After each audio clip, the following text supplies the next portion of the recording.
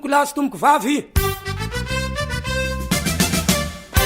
Tsy miboaka le olo hamarotanay lenta satria matahotsy le hoe faloza ty virus eto Toliara. De ako nay amizay tsy mandeha, zay amizay mosareky zay satria ho maty aloha ty virus ty koa zahay sanay satria kerety hamono olo malaky amizao fotoana nake zao indrindra fa zahay mpamarotsy ako nay nake toa. Ako avily mora tsy letaky. Le olo amizay ke tsy miboaka satria antsano ao matahotsy le virus. Zay zany mahatonga anay mitaray ho maty alohan'ny virus ty vahoaka Madagasikara indrindra fa atoy antsimo Antoliara mosare.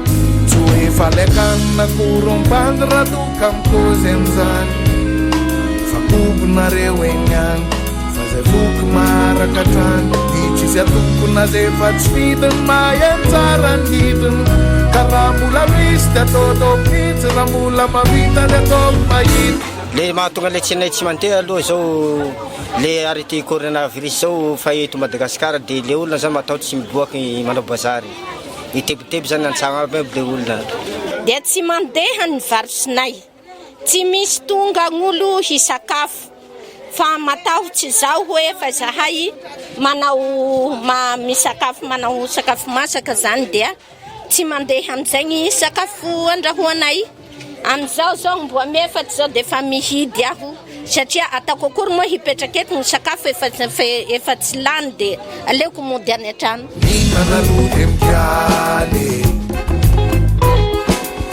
Manaludem kyan somarar Manaludem kefne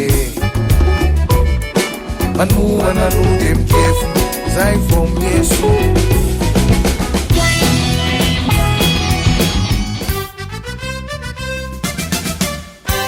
Saotra tomboko lahy, saotra tomboko vavy.